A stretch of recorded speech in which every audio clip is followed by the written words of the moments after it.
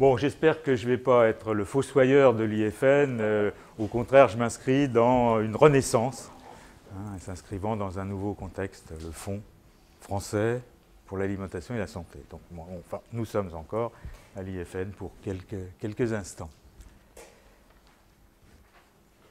Alors, voilà le plan que je vous propose, en fait en 3 parties. La première, ça va être 30 ans de démarrage. C'est une naissance difficile, longue. La deuxième étape, ça va déjà plus vite, c'est 15 ans. Puis alors la troisième étape, ça va encore plus vite, parce que c'est 7 ans à peine, puisque nous sommes encore même pas en mi-2011. Et je vais essayer de vous montrer comment un certain nombre de scientifiques, émanant très largement de l'international, de tous les pays confrontés à ces problèmes d'évaluation du risque alimentaire, et essentiellement du risque alimentaire lié à la présence de substances d'abord étrangères à l'organisme, de contaminants, vous allez voir toute la série de substances qui finalement ont été l'objet de toutes ces réflexions pour arriver aujourd'hui à une méthodologie d'évaluation du risque alimentaire très décriée, mais je pense qu'on aura l'occasion de revenir sur cette affaire dans la discussion. Puis je l'aborderai aussi. Alors. Et donc ces différentes phases auxquelles je n'ai pas participé à toutes, malgré mon âge certain, j'allais dire grand, non, certain. Je n'ai pas participé à toutes, mais disons que j'ai commencé à m'investir au milieu de la première étape, quoi. Et puis ensuite, j'ai été quand même assez largement impliqué dans ce qui s'est passé par la suite.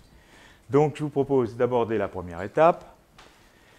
Alors la première étape, ça a commencé par ce qu'on appellerait aujourd'hui un sommet alimentaire, en 1953, organisé par les Nations Unies, au cours duquel il a été constaté que le nombre de substances qui étaient ajoutées aux aliments était croissant et qu'il faudrait peut-être s'en occuper aux différents plans. On va voir lesquels.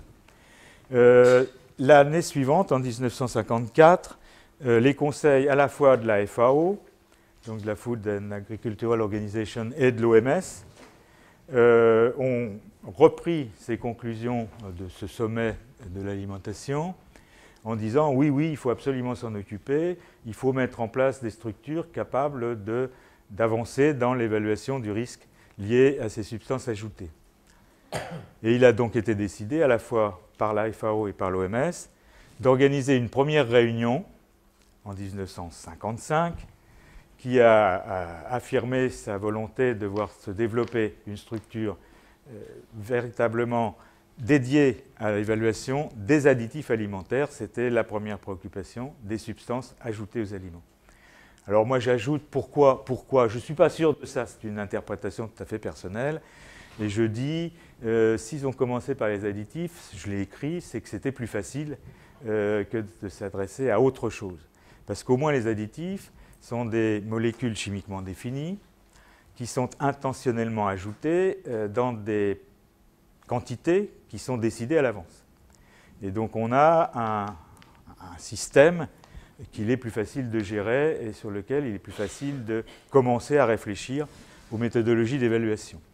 Donc cette grande réunion FAO-OMS a eu lieu en 1955 et il a été décidé de créer, alors il existait déjà au niveau FAO et OMS, un comité d'experts, donc un comité mixte FAO-OMS d'experts de la nutrition.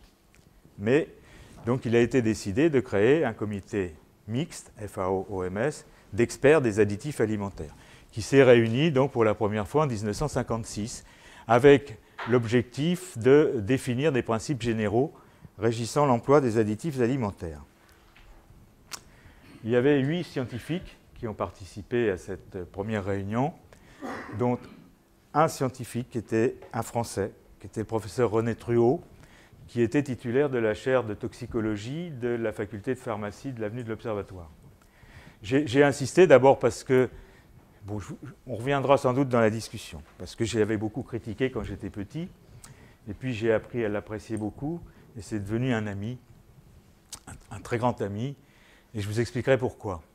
Mais aussi j'insiste sur le professeur Truot parce que j'ai vu dans une émission de télé récente que quelqu'un qui critiquait beaucoup les additifs en pensant qu'ils étaient presque mortels utilisait l'image du professeur Truot à l'appui de sa thèse. Alors ça m'a quand même un peu titillé, alors j'ai décidé quand même de parler un peu plus que je l'aurais fait de René Truot. Alors, de quoi on parlait ces 8 scientifiques en 1956 ? D'abord, des motifs de l'utilisation des additifs. Bon, il était bien clair dans l'esprit de ces scientifiques qu'il fallait que ces additifs aient une utilité technologique démontrée. Le deuxième point, c'était le cas dans lesquels ils ne devraient pas être employés, et ça c'est très important parce que dès cette époque, il a été affirmé que ces additifs ne devaient pas être employés pour tromper le consommateur.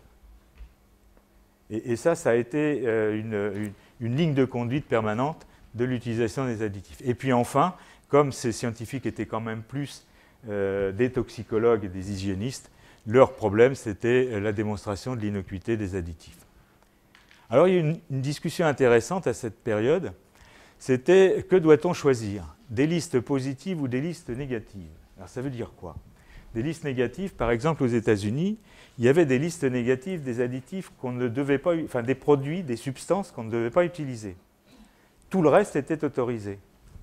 Et au contraire, ces scientifiques du premier JECFA ont examiné les avantages et les inconvénients des deux solutions, donc une liste négative, ce qu'on ne doit pas autoriser, ou au contraire une liste positive, seul ce qui figure sur cette liste positive peut être autorisé. Et ils ont penché en faveur de la liste positive, et c'est jusqu'à présent le principe sur lequel on travaille, c'est-à-dire que ce qui ne figure pas, tout ce qui n'est pas sur une liste positive est interdit. Avec des tentatives de revenir en arrière qui ont toutes échoué jusqu'à présent. Alors, bon, ce comité a continué à se réunir régulièrement, alors il continue, il se réunit toujours, j'ai participé à une douzaine de réunions de ce JECFA. La deuxième, je vais revenir en arrière. Est-ce que je peux revenir en arrière ? Oui. Donc la deuxième réunion a eu pour objet une réflexion sur les méthodes d'essai toxicologiques. Oui, donc ça a été la priorité quand même, c'était la réflexion sur une méthodologie d'évaluation. Et dès cette période, on voyait bien se dessiner la méthodologie générale qui allait être utilisée. Donc d'abord une caractérisation précise de la substance, donc une caractérisation chimique, éventuellement physique, et puis des études sur l'animal, de toxicité aiguë, à court terme, à long terme, des recherches biochimiques, c'est-à-dire, ils n'avaient pas utilisé le terme de métabolisme, mais en fait c'était bien ça qu'il y avait derrière aussi, quel est le métabolisme de la substance. Il y avait déjà dans leur idée le choix de l'espèce animale sur laquelle on allait travailler, à partir du métabolisme, de la connaissance du métabolisme de la substance, et éventuellement donc de la connaissance du métabolisme chez l'homme de cette même substance. Et puis une discussion tout de suite sur l'interprétation des résultats et l'examen des marges de sécurité, avec l'idée que probablement il y avait des concentrations de substances qui étaient inoffensives pour l'homme. L'idée des cancérologues que seule la dose zéro est sans effet n'avait pas lieu pour des additifs alimentaires dont on verra qu'il n'est pas question qu'ils soient des cancérogènes génotoxiques ou des génotoxiques cancérogènes. Mais donc, probablement, il y avait des concentrations inoffensives. Qu'on commençait à travailler chez l'animal et qu'on devait arriver à trouver un niveau de dose sans effet chez l'animal, et que, évidemment, l'extrapolation à l'homme supposait qu'on se dote d'une certaine marge de sécurité. Et dès cette période, René Truot avait évoqué la valeur de 100 pour cette marge de sécurité, mais il avouait lui-même à l'époque qu'il n'était pas bien sûr de lui, mais que ça lui semblait quelque chose de raisonnable. Vous allez voir qu'on n'en est pas resté là, et qu'il y a eu beaucoup de réflexions sur le sujet. Ils n'avaient pas évalué les effets cancérogènes, ça a été fait à la 5e réunion. À la 6e réunion, l'approche qui allait aboutir à la dose journalière admissible se précise, et donc il y a eu une nouvelle discussion sur quelle est la concentration la plus élevée qui ne provoque aucun effet toxique important chez l'animal, et quelle marge de sécurité on peut utiliser pour l'extrapolation à l'homme. Dans le vocabulaire, à la 9e réunion, on voit apparaître un vocabulaire, une dose quotidienne admissible. Puis au 11e, un apport quotidien admissible pour l'homme. Les anglo-saxons, eux, étaient allés plus vite puisqu'ils avaient adopté dès la 10e réunion le vocabulaire de EDI, donc celui qu'on continue toujours à utiliser. Et il a fallu attendre la 16e réunion pour voir apparaître ce vocabulaire de cette expression de dose journalière admissible. Alors qu'est-ce que c'est que cette dose journalière admissible? Ça s'est précisé à la 17e session, qui concernait des recommandations sur les méthodes d'essai, donc les méthodes d'évaluation toxicologique. Ce qui était intéressant, c'est le commentaire qui accompagnait ces recommandations. C'était vraiment, nous vous proposons des recommandations pour l'évaluation, donc de méthodologie, mais n'oubliez jamais que l'expert toxicologue doit garder sa liberté de jugement, que tout ça est de la biologie, que ce ne sont pas des mathématiques, et qu'il faut qu'à partir de résultats expérimentaux, un expert, alors non pas un expert, puisque déjà ces gens-là travaillaient en groupe et savaient bien qu'une opinion individuelle n'avait peu de poids par rapport à des problèmes qui étaient un peu nouveaux à l'époque et qui étaient assez complexes. Et que donc il fallait qu'un ensemble, un collectif de scientifiques émanant d'horizons différents, ayant des disciplines scientifiques différentes, puissent discuter entre eux, et donc la conclusion n'est pas mathématique à partir des résultats des essais. Et que ça a été répété en permanence par les experts depuis cette date.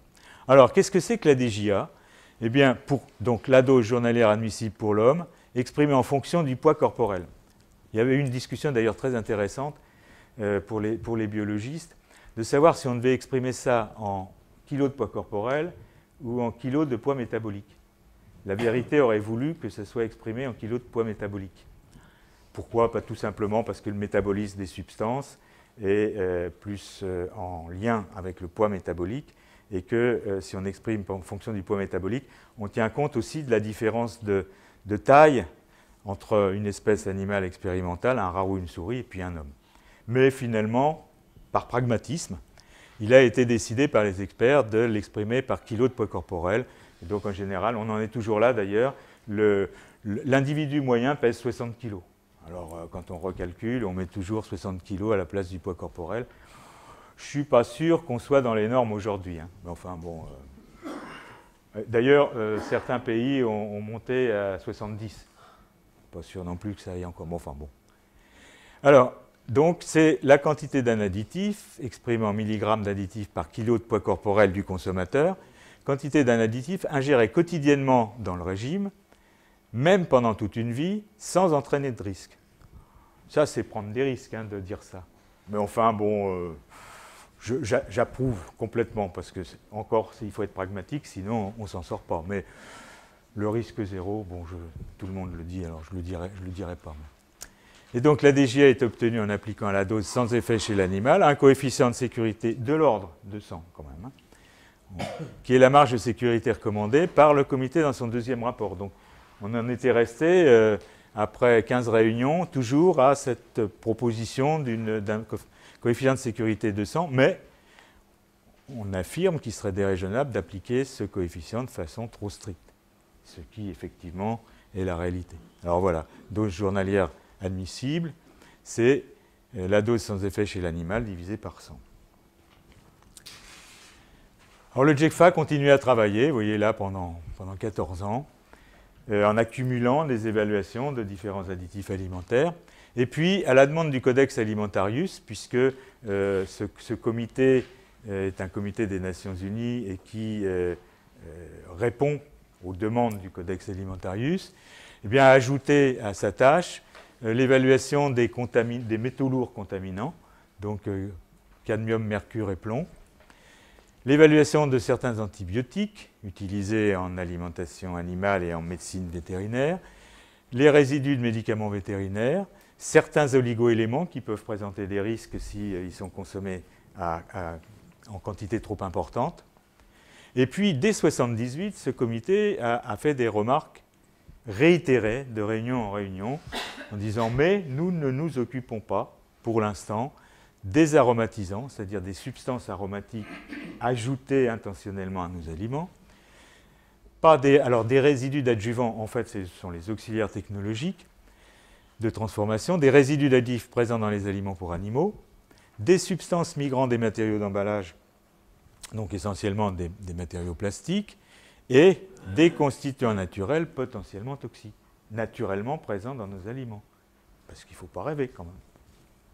Il y a beaucoup de toxiques dans nos aliments courants.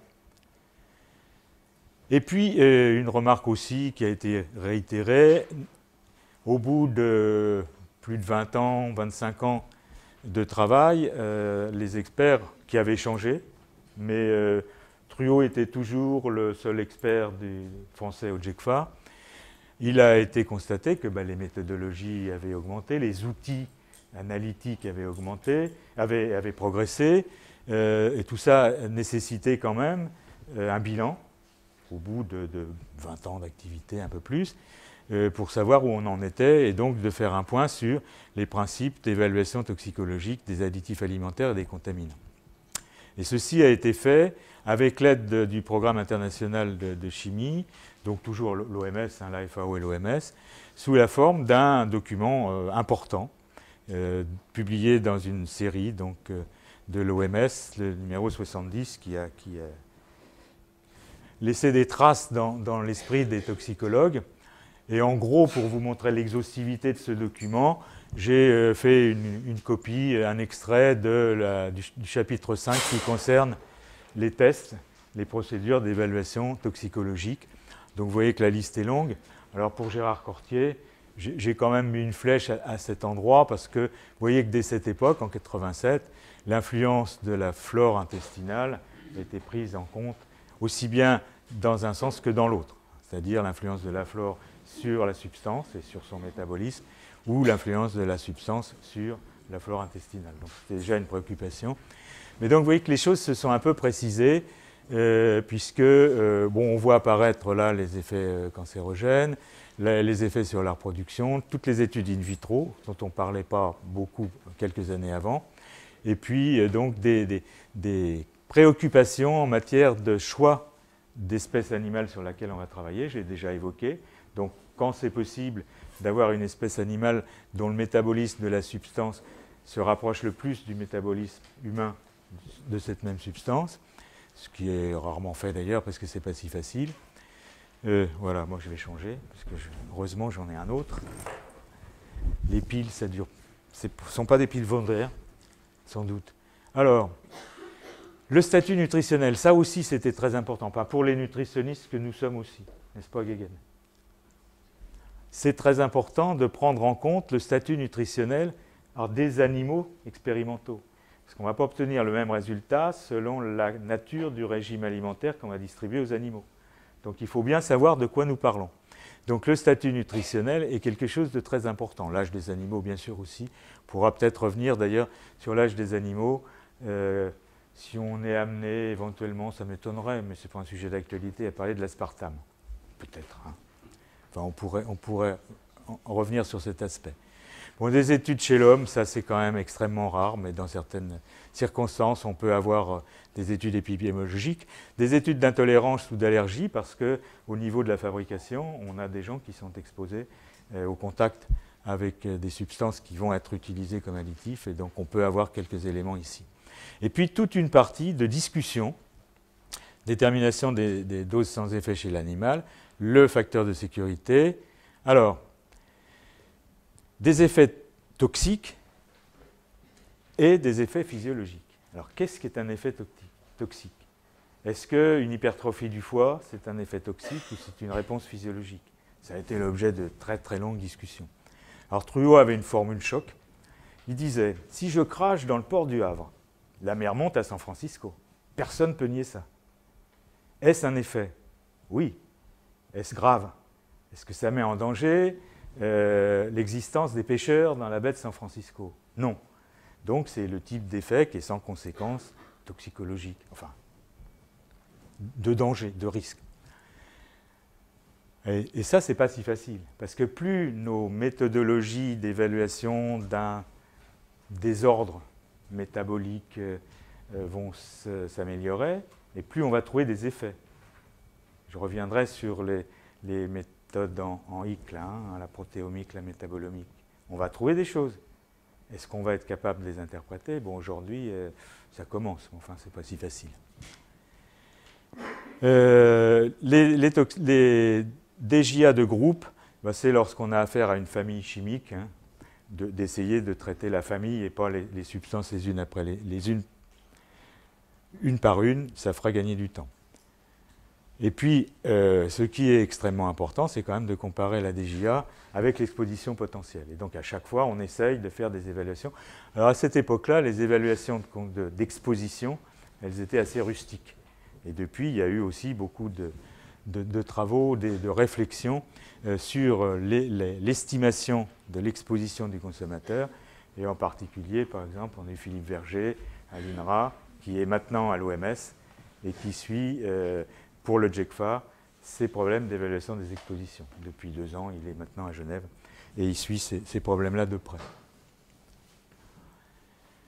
Alors, le GECFA ayant eu à traiter d'autres problèmes que ceux des additifs alimentaires, ben, il a utilisé d'autres vocabulaires. Alors ici, pour des contaminants, qui sont des contaminants qui ne s'accumulent pas dans l'organisme, ben, on a utilisé la formule de tolérable, parce que ce n'est pas admissible qu'il y ait des contaminants dans nos aliments, mais on peut le tolérer, enfin on est bien obligé de le tolérer. Donc on a changé de vocabulaire. Et puis on s'est dit, bon, quand même, hein, il ne faut pas que ça soit définitif, il faut qu'on puisse revenir très, très vite dessus s'il y a des éléments nouveaux. Et puis, avec les métaux lourds en particulier, il y a des problèmes d'accumulation dans l'organisme. Et donc il a fallu exprimer aussi ces doses tolérables, soit par semaine, soit même par mois. Et pour le cadmium, par exemple, qui est quelque chose qui s'accumule dans l'organisme et dont la demi-vie est très longue, on utilise le vocabulaire de Mansley. Bon, tout ça a progressé en raison des nouvelles préoccupations. Ce qui a progressé aussi, ça a été l'idée que la méthodologie, je l'évoque simplement et je ne reviendrai pas dessus, que la méthodologie utilisée pour des additifs, pour des contaminants, pouvait parfaitement être utilisée pour des résidus de pesticides. Et donc la FAO et l'OMS ont décidé, dans cette période, de mettre en place un comité spécifique s'intéressant aux résidus de pesticides. Ça a été le GMPR, qui est le Joint Meeting on Pesticide Residues. Alors vous allez me dire, mais alors, qu'est-ce qui se passait ailleurs? Parce qu'il n'y a pas que le GECFA. Alors j'ai commencé par le largement international, mais en Europe, il s'était passé des choses. Et donc en 1974, bon, il y avait un certain retard, mais c'est bien d'être en retard parce qu'on va plus vite au début et on rattrape assez vite.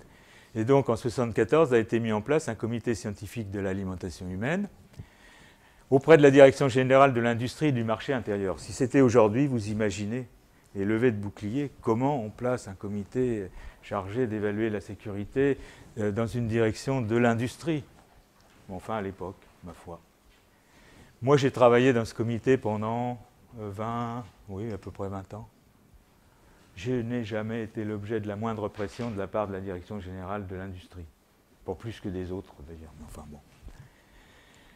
René Truot en a été tout naturellement le premier président, puisqu'il avait une expérience que personne d'autre n'avait. Et ce comité s'est mis à publier très rapidement des rapports. Et son 10e rapport concernait donc les lignes directrices concernant l'appréciation de la sécurité d'emploi des additifs. Et on retrouve là, avec donc 7 ans d'avance par rapport au GECFA, à peu près les mêmes thématiques, donc la toxicité aiguë, la toxicogénétique, des études métaboliques, des études subchroniques de reproduction, de toxicité à long terme et de carcinogénicité, et puis la notion de DJA, de dose sans effet, la marge de sécurité. Vous voyez, bon, c'est vraiment... Pourquoi c'est si proche? Parce qu'il y avait quand même, par exemple René Truot, qui travaillait dans les 2 instances, mais pour d'autres pays, des scientifiques, comme Emil Poutsen, par exemple, le danois, qui travaillaient aussi dans les 2 instances. Et donc, Il y avait un lien entre le JECFA et le comité scientifique de l'alimentation humaine. Il y avait une grosse différence entre les deux quand même, c'est que ce comité scientifique de l'alimentation humaine était chargé à la fois des problèmes de sécurité sanitaire alimentaire et des problèmes de nutrition. Et c'était une grande richesse, même si c'était une grosse difficulté. J'ai présidé ce comité scientifique de l'alimentation humaine de 92 à 97, et je peux vous dire que c'était l'objet de discussions acharnées entre nutritionnistes et toxicologues, mais en même temps, c'était un enrichissement mutuel des deux communautés scientifiques. Donc c'était vraiment très très riche. En France, il s'est passé des choses aussi. Et en particulier au sein du CNERNA, donc le Centre national d'études et de recherche, c'était à l'époque de recherche sur la nutrition et l'alimentation, qui était une instance du CNRS que j'ai dirigée pendant une petite période aussi, et dans lequel il y avait un comité additif alimentaire d'une commission de toxicologie. Et ce comité additif, qui était présidé et animé par Jean Causeret, que certains d'entre vous ont connu, qui était très très actif dans le domaine des additifs alimentaires, a publié en 1979 un numéro spécial, donc un ouvrage assez important, sur les méthodes d'évaluation toxicologique des additifs alimentaires. Donc, alors là, ce comité était constitué, en dehors de Jean Causeret, qui avait un certain âge, de tout jeunes scientifiques, dont j'étais, mais il y en avait bien d'autres, Jean-François Narbonne, vous entendez parler dans les étranges lucarnes, et un certain nombre d'autres. Et nous faisions nos premières armes donc, sur les aspects évaluation de la sécurité, méthodologie. Et puis donc ce travail avait été en fait commandé par les pouvoirs publics et par la DGCCRF. Il devait être examiné par le Conseil supérieur d'hygiène publique de France, qui avait donc accepté ses conclusions, et il a été l'objet donc d'une circulaire, mais c'est seulement une circulaire, mais c'était très important pour les professionnels, parce que ça les aidait dans la préparation de leur dossier de demande d'autorisation ou de demande d'extension d'autorisation.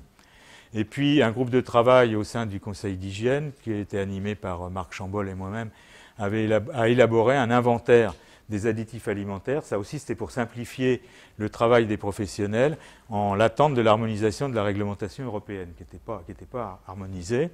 Et donc, on avait essayé d'établir cet inventaire, qui était une liste des additifs qui, sur le plan du risque sanitaire, posaient le moins de problèmes et pour lesquels on pouvait simplifier la constitution des dossiers. Et puis, la réglementation s'est harmonisée au plan européen. Alors, dans la période aussi, je ne sais pas pourquoi j'ai mis les États-Unis ici, mais enfin, bon, parce que c'est quelque chose qui nous a tous préoccupés. En 1982, la Food and Drug Administration aux États-Unis a publié un gros rapport très passionnant, et dans lequel ils ont abordé de façon concrète un problème qui préoccupait tout le monde et qui était celui de la charge trop importante de travail concernant la totalité des substances qu'on pouvait retrouver dans l'alimentation. Ce que vous avez vu, qui avait déjà été signalé par le JECFA, les arômes, les matériaux contact des aliments, etc., les auxiliaires technologiques. Et l'idée de la Food and Drug Administration, c'était d'établir une hiérarchie dans la constitution des dossiers en fonction du risque tel qu'on pouvait l'évaluer sur la base de la structure chimique des substances. Donc ils avaient défini 3 classes chimiques, et vous allez voir qu'on va y revenir, sur la base de la réflexion de la Food and Drug, mais en fait sur la base d'une publication de Kramer qui reste toujours d'actualité. Donc 3 types de structures dont d'inquiétude croissante de A à C, et puis en fonction aussi du niveau d'exposition. Et donc on en déduisait des niveaux de préoccupation, concern level, 1, 2 ou 3, en fonction d'une part de la structure chimique et d'autre part d'exposition. Et donc on se préoccupe, alors peut-être que ma pile va s'être un petit peu rechargée, je vais rechanger. Ouais. Et donc, vous voyez ici, dans la classe 3, alors c'est là où les exigences sont les plus fortes. Et donc, on demande de la cancérogénèse, de la toxicité à long terme. Bien, pour la structure A, vous voyez qu'ici, on est à 1 ppm. Au-dessus d'une exposition d'1 ppm, on va demander un dossier complet. Mais si on est dans la structure C, on va demander le dossier complet au-dessus des 0,25 seulement. Ça établit une espèce de hiérarchie dans les préoccupations et dans les priorités pour les gestionnaires de risque. Et ça nous avait semblé extrêmement intéressant. Vous allez voir que cette idée n'a pas été perdue. Bon, je vais aller plus vite maintenant. Alors, on rentre dans la deuxième période, les 15 années suivantes. Le facteur de sécurité. Le 100, où on vous a expliqué que ça n'avait ni queue ni tête, et que je reprends les propos que j'ai entendus, que ça avait été décidé par quatre personnes sur un coin de table. Ok, moi je veux bien, mais je conseillerais quand même à la personne qui a dit ça de faire un peu de biblio et de faire un peu de lecture, parce que dans les années 90, il y a une littérature très abondante qui a été publiée sur est-ce que ce facteur de 100 a une justification quelconque, est-ce qu'on peut continuer à l'utiliser ou pas. Alors c'est mon collègue Renwick, Andy Renwick, qui était prof à l'université de Southampton, qui a fait une collecte d'informations toxicologiques assez fantastique pour essayer de voir ce qu'il en était, à partir de substances, qu'il s'agisse d'additifs alimentaires, qu'il s'agisse de médicaments humains ou vétérinaires, qu'il s'agisse de pesticides, de substances pour lesquelles on avait un certain nombre de données concernant leur sort dans l'organisme, donc leur absorption, métabolisme, distribution, donc ce qu'on appelle la toxicocinétique, et puis leur niveau d'activité, de présence au niveau des organes cibles ou des tissus cibles. C'est la toxicodynamique. Et donc finalement, il s'est dit, alors ce facteur de sécurité de 100, après, les scientifiques du JECFA s'étaient dit, bon, allez, on met un facteur 10 pour le risque qu'on prend en extrapolant du rat à l'homme, ou de la souris à l'homme, ou du lapin à l'homme. Bon. Et puis un facteur 10 pour tenir compte de la grande hétérogénéité de l'espèce humaine par rapport aux rats de laboratoire, hein, qui sont déjà des souches qui sont quand même assez elles ne sont pas consanguines, mais quand même, la diversité génétique n'est pas aussi grande que dans l'espèce humaine. Alors on y met un facteur 10. Et Renwick, dans sa première étude, a dit moi je propose de partager chacun des facteurs 10 en 2 facteurs pour tenir compte de la toxicocinétique et de la toxicodynamique. Donc 3,16 par 3,16, ça fait 10 en gros. Et puis voilà. Et puis il a continué. Il a continué, mais pas tout seul. Et donc au sein d'ILSI Europe, il y a eu un gros travail de compilation de données, encore plus important que celui qu'avait fait Renwick tout seul. Moi j'étais à l'époque au CNERNA et j'avais accueilli une scientifique d'ILSI Europe qui a consacré tout son temps pendant près de 2 ans à la collecte de toutes ces informations. Et ceci a conduit Renwick, on a organisé un colloque sur le sujet, et ça a conduit Renwick à corriger son schéma et à modifier un peu les paramètres, les facteurs. Alors, ici, il y a une erreur, je l'ai laissée passer, elle existe aussi sur le texte écrit, c'est non pas 2,5 mais 4. Et donc, 4 par 2,5, ça fait aussi 10. Hein. Mais c'est plus proche de la réalité de ce qu'on avait de disponible à l'époque comme données à la fois de toxicocinétique et de toxicodynamique pour une assez large série de substances chimiques quand même. Hein. Donc, Renwick en a conclu de tout ça, et puis le workshop qui a été organisé par ILSI, que le facteur 100 ne pouvait pas se justifier scientifiquement, c'est pas possible dans tous les cas, c'est pas possible. Mais que pour une approche pragmatique, c'était pas si mal. On n'était pas si loin du compte. Mais que, bien entendu, si on disposait de données de toxicocinétique, et en particulier de différences entre le rat et l'homme, et de données de toxicodynamique concernant ces différences, ou de données toxicocinétiques concernant la variabilité dans l'espèce humaine, c'était mieux d'utiliser ces données, et peut-être qu'on n'utiliserait pas un facteur 100, mais un facteur 50 ou 200, mais que, en l'absence de données expérimentales, eh bien, ce 100 n'était pas si mal. Et effectivement, il y a quand même beaucoup de substances pour lesquelles on n'est pas loin du 100. Hein, mais bon, je répète, ce n'est pas des mathématiques. Donc on ne peut pas s'attendre à ce qu'on tombe à 100,1 ou à 99,9. Ce n'est pas possible. Mais en tout cas, alors là, j'ai cité 2 références, mais il y en a plein, mais il faut se donner la peine de les lire. Mais bon. Alors, autre chose. J'ai évoqué la multitude de substances, donc la surcharge de travail des toxicologues. Bon, on n'y arrivait plus, nulle part. De toute façon, même les laboratoires de toxicologie, privés, parce que publics, ils n'avaient pas de moyens, pas plus qu'aujourd'hui, privés, on reviendra peut-être là-dessus aussi dans la discussion, n'avaient pas les moyens de faire des essais sur la totalité des substances qu'il fallait évaluer. Alors, toujours nos collègues de l'US FDA ont proposé en 1995 un concept de seuil de réglementation pour les matériaux au contact, donc essentiellement pour les matériaux plastiques.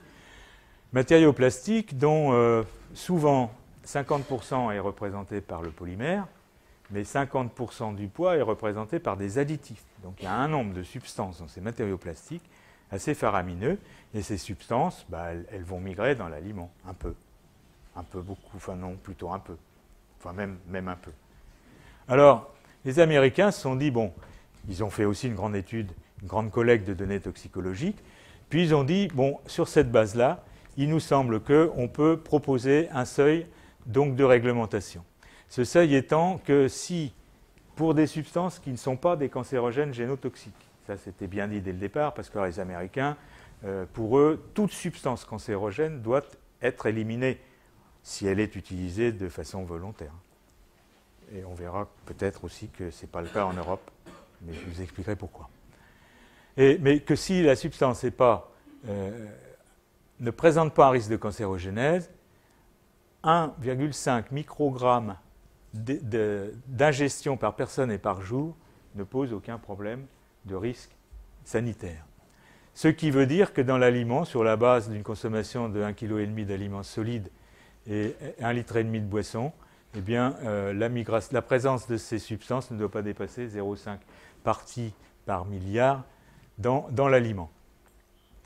Et donc, voilà ce qui a été proposé par les Américains, qu'ils ont mis en œuvre d'ailleurs en matière réglementaire, et qui sont venus nous proposer au niveau européen. Donc on a entrepris, je présidais le comité scientifique à l'époque, on a entrepris une réflexion sur cette base-là. Est-ce que scientifiquement c'est justifié ? La réponse, après un an de travail, ça a été oui, globalement, c'est fondé scientifiquement. Mais est-ce qu'on n'a pas beaucoup de données en neuro, en immuno et en reprotoxicité ? On aimerait bien quand même creuser cet aspect-là, parce qu'on n'est pas bien sûr que ça va marcher quand même à ce niveau-là.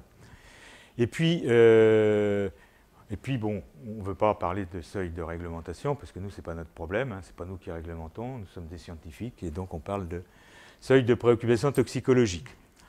Et donc là encore, ILSI Europe a collecté des données et finalement on s'est aperçu que ce seuil de 1,5 microgrammes par personne et par jour collait, y compris pour les effets neurotoxiques, immunotoxiques, les effets sur le développement et même sur les effets hormonaux.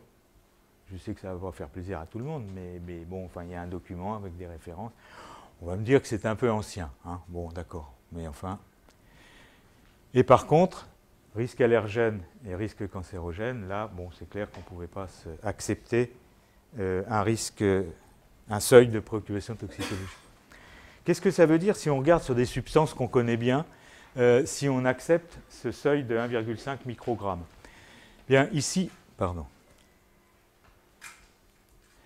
ici, vous avez un facteur multiplicatif de ce seuil. Si on est à 3,3 fois ce seuil, vous voyez qu'il s'agisse de pesticides pour lesquels on a des données toxicologiques, de monomères de matériaux au contact, d'additifs de matériaux au contact ou d'additifs alimentaires ou de contaminants, ça couvre 100% des produits, des substances pour lesquelles on a des données toxicologiques. Si on est à 10 fois la dose, pour les pesticides, on couvre déjà plus 100%. Enfin, mais pour les autres substances, on couvre. À 100 fois la dose, ce sont les pesticides qui posent le plus de problèmes. Pour les autres substances, on est quand même pas mal. Voilà donc sur quelle base les Américains ont proposé que cette approche soit retenue. Alors ensuite, j'ai évoqué M. Kramer qui avait donc proposé 3 classes de formules chimiques, de structures chimiques en relation avec des catégories de toxicité. Et donc, si on essaye de faire une collecte des données toxicologiques qui existent pour les 3 classes de substances. Groupe 1, groupe 2, groupe 3, et ces courbes-là correspondent aux doses maximales sans effet observables dans chacune des catégories. Vous voyez qu'en bas de la courbe, c'est-à-dire pour des substances qui n'auraient que 5% de chance tout en bas d'avoir un effet, eh bien, les valeurs sont clairement distinguées. Hein, l'échelle est logarithmique ici. Vous voyez qu'il y a une claire distinction de valeurs à 5% de chance de ne pas avoir d'effet.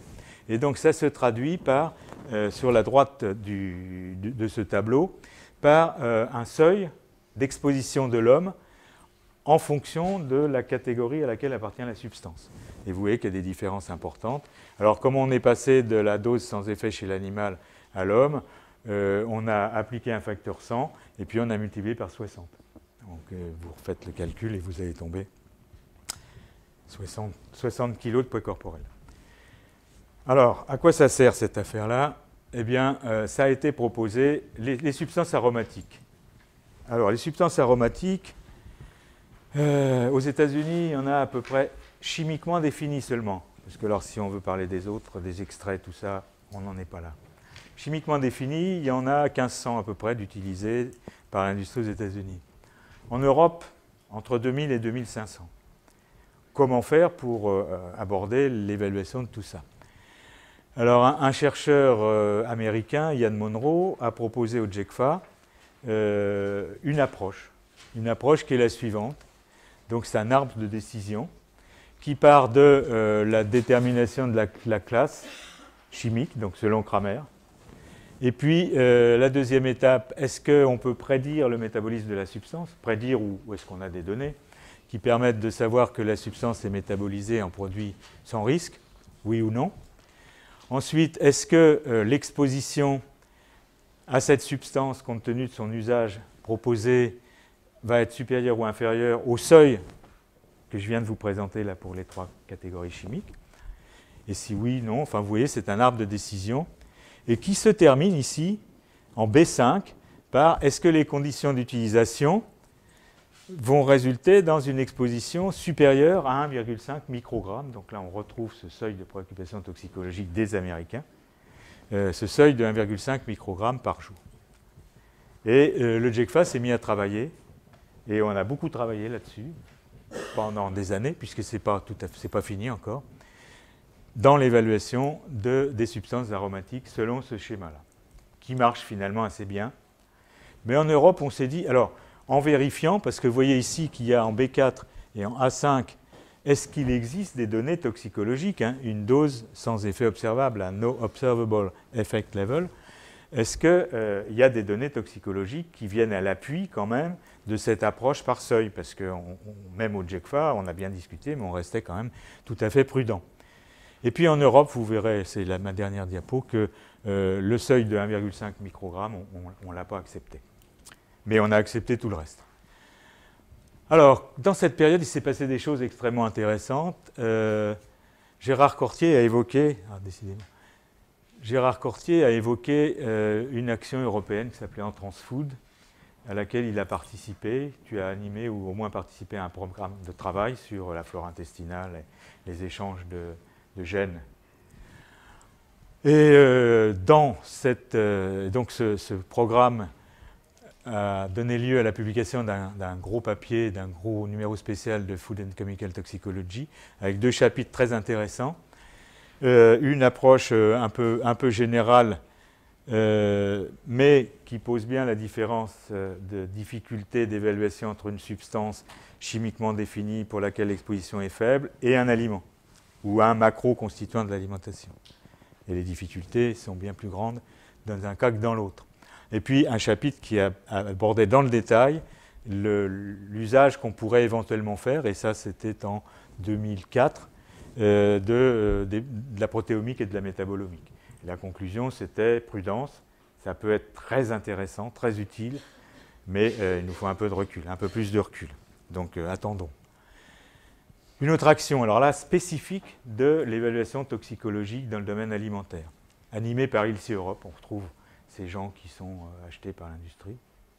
Enfin, c'est ce qu'on dit, hein. On pourra peut-être en discuter.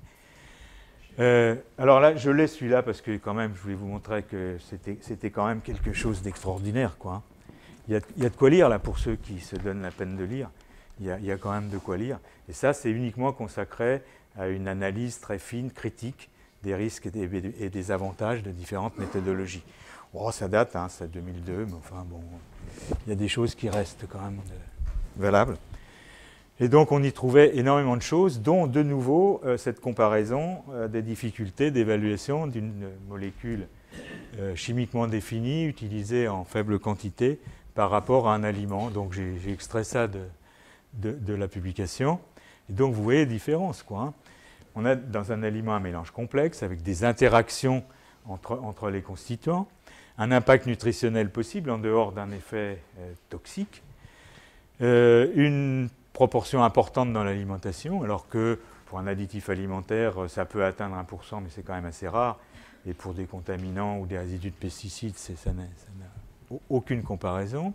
Le métabolisme, on peut le suivre, on marque la substance et on suit soit avec des isotopes radioactifs, soit maintenant avec des isotopes stables, et puis on suit la substance et on a des informations sur son métabolisme.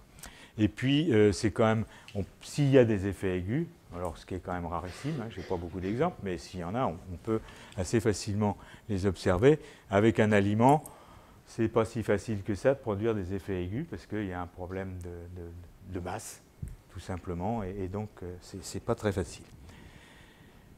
Alors, une recommandation qui s'était exprimée avec force de plus en plus fort, l'emploi de méthodes qui diffèrent de celles décrites par l'OCDE. Donc l'OCDE a publié des lignes directrices pour la mise en œuvre de chaque type de test.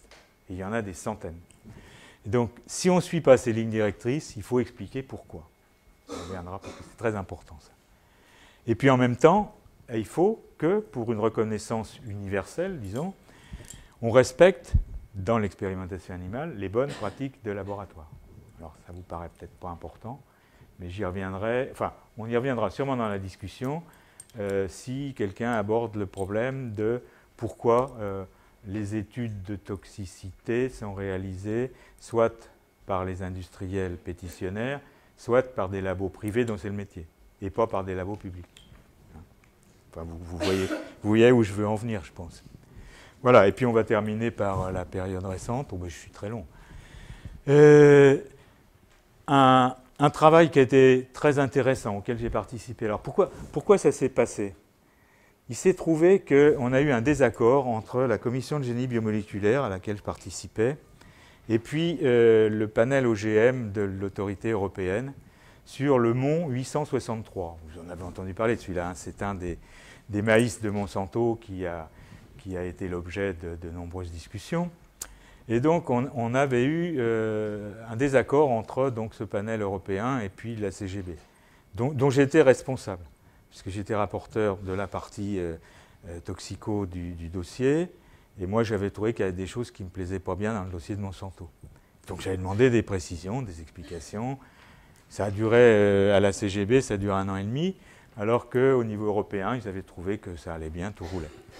Alors on s'est dit, comme le président du groupe européen était un vieil ami, Harry Kuiper, on s'est dit il faudrait peut-être qu'on essaye quand même d'éviter ce genre de situation à l'avenir et qu'on échange et qu'on se mette d'accord sur les raisons pour lesquelles, bon, on a le droit de ne pas être d'accord en 2 comités différents, mais au moins qu'on sache vraiment si on a des raisons objectives et scientifiques de ne pas être d'accord. Et donc il a mis en place un groupe de travail.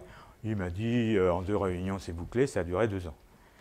Bon, enfin, au bout de 2 ans, on a publié un papier dans lequel c'était des OGM, mais il n'empêche qu'on aborde l'évaluation de la sécurité des aliments, des constituants alimentaires, et qu'on revient de nouveau sur les méthodologies d'évaluation.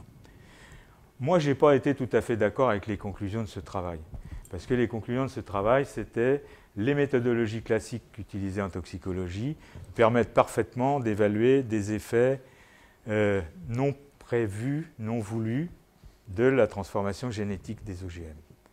Et moi, je ne suis pas d'accord, parce que autant nos méthodologies permettent de mettre en évidence des effets toxiques, ça, il n'y a aucun problème. D'ailleurs, en matière d'OGM, j'en connais qu'un cas, dont personne ne parle d'ailleurs, parce qu'on n'a pas... Et puis, mais sinon, Ce qui ne veut pas dire qu'il n'y a pas d'effets, mais des effets très discrets qui vont se manifester à long terme. Et je pense que notre méthodologie n'est pas adaptée, qu'elle ne permet pas de mettre en évidence ces effets. Il est vrai que ceux qui vivent de l'application de ces méthodologies ne sont pas d'accord avec moi, évidemment. Ils ne vont pas scier la branche sur laquelle ils sont assis. Mais voilà pourquoi moi je ne suis pas d'accord. J'ai pris un exemple sur lequel j'ai travaillé personnellement quand j'étais tout petit, qui était le butylhydroxytoluène, qui est un antioxygène qui lutte contre l'oxydation des matières grasses dans les aliments, donc contre le rancissement des aliments. Donc j'ai travaillé avec des doses, mais c'était même plus fort que ça. J'ai travaillé jusqu'à 300 mg par kilo de gras et par jour. Donc avec 300, on était à 6000 fois l'exposition humaine qui résulte de l'utilisation de cet additif dans l'industrie. Hein, l'exposition, elle est 0,05 mg par kilo et par jour. Donc on a un facteur de sécurité énorme, très important. Bon, c'est sûr qu'à 300 mg, les rats, ils n'étaient pas en très bonne forme. Mais entre 10 et 100 mg, ils étaient tout à fait en bonne forme parce qu'en plus, c'est un antioxydant. Vous savez que c'est très bon pour la santé, les antioxydants. Enfin, à condition de ne pas en abuser. Hein. Mais donc celui-là, il marchait aussi. Hein. J'ai essayé chez le cochon, enfin bon, plein. Mais c'était très très bien. Bon, enfin, bon, il y avait quand même quelques inconvénients. Mais alors, pour un aliment, est-ce qu'on a un facteur de sécurité? J'ai pris l'exemple du Mexique, là, le Mont 863, c'était du maïs. Alors bon, les Mexicains, ils mangent beaucoup de maïs quand même. Ils peuvent arriver jusqu'à consommer 30% de maïs dans leur alimentation. Alors, avec 100% de maïs dans l'alimentation du rat, on serait qu'à un facteur de sécurité de 3,3 par rapport au Mexicain moyen. Mais le rat, de toute façon, 100% de maïs, il n'en veut pas. Hein. Vous voyez dans quel état il est, là, c'est pas possible. Donc on ne peut pas lui en donner plus de 30%. Alors il n'y a plus de facteur de sécurité. Moi, je veux bien que nos méthodologies traditionnelles, ça fonctionne. Je ne suis pas tout à fait sûr. Mais enfin, bon, la majorité a prétendu que c'était vrai, donc je me suis rallié à la majorité. On ne peut jamais être d'accord à 100% quand on travaille en collectif. Donc si on est d'accord à 90%, on passe sur les 10% pour lesquels il y a un désaccord. Enfin, moi, hein, mais il y a beaucoup de gens qui ne peuvent pas passer, même s'il y a 1%. Problème de préoccupation majeure aussi, les cancérogènes génotoxiques. Alors j'ai dit que, mais bon, je vais pas, mais dans la discussion, j'ai un exemple précis d'un avis favorable qui vient d'être d'ailleurs renouvelé, européen, pour une substance qui est cancérogène, mais pas génotoxique. Mais les cancérogènes génotoxiques, ça c'est un vrai problème. Comment on fait? Alors jusqu'à présent, pour les gestionnaires de risque, c'est-à-dire celui qui va décider, qui va réglementer, ce n'est pas très facile, hein, parce que les scientifiques disaient finalement, il faudrait que que la teneur soit aussi faible que possible dans les aliments. Avec ça, vous allez gérer le risque. Hein. Pas facile. Alors on s'est dit, peut-être qu'on pourrait avoir une approche un peu plus intelligente qui permette aux gestionnaires de définir des priorités d'action. Et donc c'est une nouvelle approche, la marge d'exposition, la margin of exposure, qui a été proposée à la suite d'un long travail aussi, organisé à la fois par ILSI, l'OMS, etc. Et qui repose sur l'utilisation, parce que la NOEL, donc la dose la plus faible sans effet, c'est 1 point. Alors qu'en expérimentation, on a plusieurs points expérimentaux. Ici, il y en a 4, vous voyez, des points noirs. Et que si on utilise une modélisation mathématique pour essayer de trouver une relation dose-effet, c'est un exemple qui ne correspond à rien, c'est un exemple. Et puis, on essaye de se définir, en matière d'effet cancérogène, une dose 10, vous voyez le 10 qui réapparaît, qui va provoquer un cancer chez 10% des animaux. L'apparition, donc là on voit quelque chose, on peut mesurer, 10% ça se mesure. Et donc on a une dose qui provoque un cancer chez 10% des animaux. Et puis il y a une marge de sécurité autour de la courbe. Donc on va prendre le bas de la fourchette. Et puis on a donc une quantité, là une dose BMDL10, qui va être en fait, avec 95% de chances de ne pas se tromper, la dose qui va provoquer un cancer chez 10% des animaux. Donc ça, on a une valeur. Et puis on va faire ça avec différentes substances cancérogènes génotoxiques. Et cette valeur-là, on va la comparer avec l'exposition du consommateur à ce même cancérogène génotoxique. On va faire le rapport entre cette valeur-là et puis l'exposition, et on va trouver 100, 1000, 10 000, 100 000. Alors, en général, on trouve plus de 10 000. Donc ça fait un facteur de sécurité de plus de 10 000. Mais pour chacune des substances, on va trouver une valeur. Et ces valeurs vont être différentes. Pour certaines, on va trouver 1000, pour d'autres, on va trouver 100 000. Le gestionnaire aurait intérêt, en termes de sécurité sanitaire, à s'intéresser aux substances pour lesquelles le facteur de sécurité est le plus faible. Donc on a une échelle, là, de priorité pour le gestionnaire. Maintenant, après, il fait ce qu'il veut, parce que c'est lui qui décide, c'est lui qui est responsable. Enfin, donc, ça nous a paru important, et je pense que c'est ce qui va se faire de plus en plus pour les cancérogènes génotoxiques. Bon, alors ça, simplement, hein, je l'avais déjà évoqué, on est en train d'harmoniser, enfin je dois dire non, parce que maintenant j'ai arrêté, donc depuis le début du mois, donc je ne veux plus aller là-bas, donc j'arrête.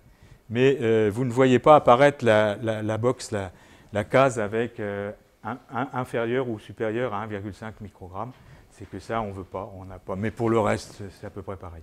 Mais on veut surtout avoir des éléments toxicologiques qui nous permettent de vérifier tout ce système. Alors, on en est à 2000 et quelques, j'ai mis dans mon texte le chiffre exact, plus de 2000 substances qui ont été évaluées par l'Autorité européenne de sécurité alimentaire. Donc, vous voyez qu'on a quand même pas mal travaillé. Et on s'appuie quand même sur les travaux du JECFA, on ne va pas tout recommencer, mais on revérifie qu'on est bien d'accord. Et de temps en temps, on n'est pas d'accord, ce qui est normal. J'ai déjà évoqué le fait que deux comités de scientifiques ne sont pas forcément d'accord. Bon, ça, je passe. J'en arrive à quelques conclusions. Vous allez pouvoir noter qu'elles sont assez différentes de celles qui sont dans mon texte. Je ne sais pas pourquoi j'ai décidé d'être provocant ou provocateur. Je ne sais pas comment vous choisirez. Mais... Et donc, c'est vrai qu'à la réflexion, bon, j'avais une réaction épidermique, mais à la réflexion, quand même, ces marchands de peur qui nous disent que c'est n'importe quoi l'évaluation de la sécurité, le facteur 100, c'est n'importe quoi. Et bien, finalement, je pense qu'ils ont raison quand même. Vous avez bien vu que c'était n'importe quoi, vu qu'on n'a pas du tout réfléchi et que c'est 4 personnes sur un coin de table qui ont décidé de la façon dont on allait faire. Les agences, elles prennent, c'est aussi une critique, pas suffisamment rapidement, compte des connaissances nouvelles, issues d'équipes indépendantes. Puisque les autres connaissances, elles sont issues d'équipes pas indépendantes. Ben oui, parce que les dossiers toxicologiques qu'examinent ces agences, elles sont issues de l'industrie. Et donc ces données, elles ne sont pas objectives, évidemment. Et puis les experts impliqués dans les évaluations, alors sont proches, mais ils sont vraiment trop proches de l'industrie et ne sont pas indépendants. Bon, on peut peut-être aller jusqu'à dire qu'ils sont achetés. Enfin, je ne me permettrai pas, parce que là c'est filmé, alors j'ai mis un point d'interrogation, et peut-être incompétents, puisqu'ils ne sont pas capables d'identifier des risques qui sont évidents pour ceux qui sont indépendants et qui démasquent ces risques, qui les mettent en évidence. Et toutes ces lacunes des systèmes sont responsables d'une situation plus qu'alarmante en matière de paramètres de santé de nos populations, qui court au désastre sanitaire. Et je vous invite à consulter le rapport qui date de juillet 2010, et je pense qu'il y en aura un autre en juillet 2011, du ministère de la Santé, qui fait état de santé de la population française. Et vous verrez que la situation est absolument dramatique. Et enfin, donc j'espère vous avoir démontré qu'impliqué depuis 40 ans dans cette évaluation du risque sanitaire, je suis à la fois responsable et coupable de cette situation catastrophique. Je vous remercie de votre attention. On verra.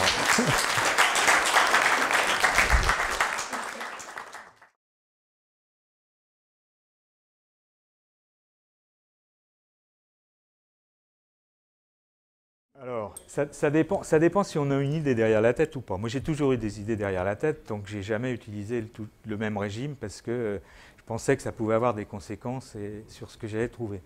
Mais bon, dans les labos qui font ça en routine, donc les gros labos d'expertise toxicologique privée, ils utilisent toujours les mêmes régimes. Il y a un régime américain qui est pratiquement toujours utilisé dans les labos d'expertise. Je n'ai fait que l'effleurer, que je ne voulais pas parler des pesticides, parce qu'il y a eu une conférence de l'IFN au mois de novembre dernier, et que je n'ai pas le numéro en tête, mais Florence, si elle est là, peut dire quel est le numéro de la lettre qui correspond à la conférence sur les pesticides. Et donc, il y a tout dedans. Donc, vous pouvez vous référer. Bon, celle-là, c'est la 168. Donc, ça doit être deux ou trois lettres avant celle-ci. Et vous trouverez vraiment tout ce qui est le vocabulaire, les définitions. C'était très bien fait. Donc, c'est pour ça, j'ai été déjà trop long. Et donc, si jamais j'avais rajouté les pesticides, je vous aurais complètement endormi.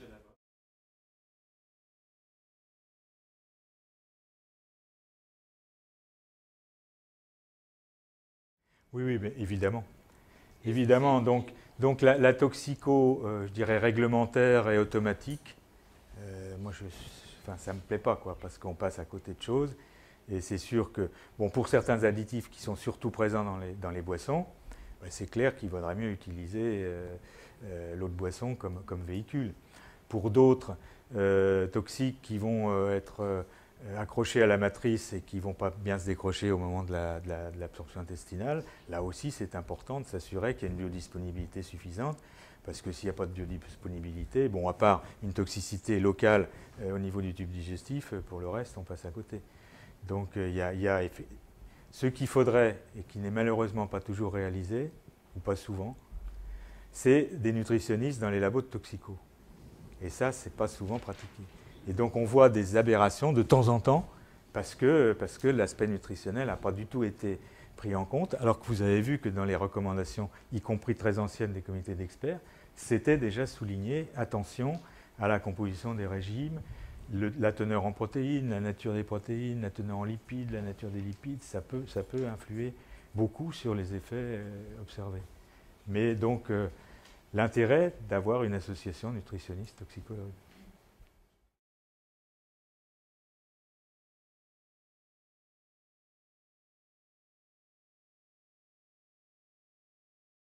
Il y a des pages et des pages de discussion au GECFA sur cet aspect-là, et dont certains sont battus comme des chiens pour que le poids métabolique soit utilisé pour l'expression de la DJA, mais peut-être que la raison l'a emporté finalement, parce qu'il faut être pragmatique. Et en fait, bon, moi, pour conclure là-dessus, j'attends toujours qu'on me démontre que l'utilisation des additifs alimentaires telle qu'elle est appliquée aujourd'hui dans le respect de la réglementation a été l'objet de toxicité manifeste, indiscutable chez l'homme. Si on me fait la démonstration que moi je suis prêt tout à fait à l'admettre, mais j'attends toujours de voir, quoi.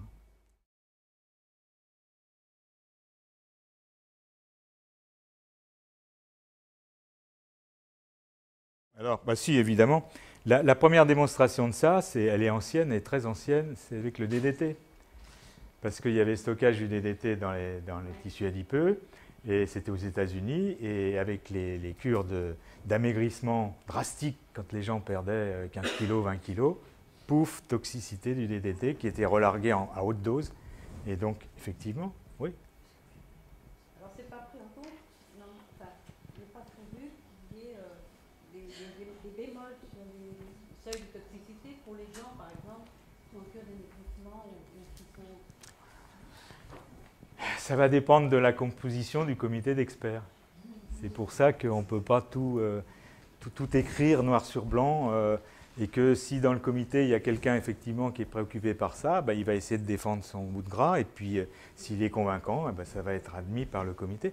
C'est ça l'intérêt du travail en comité, en groupe.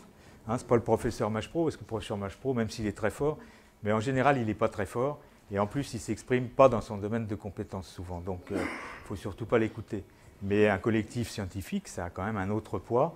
Et il faudrait, alors je ne sais pas comment faire, mais il faudrait qu'il y ait des observateurs qui puissent voir comment on peut s'écharper dans ces comités. Avant d'en arriver à un avis qui a l'air d'être un consensus mou, sur certains sujets, la bagarre est chaude. Hein.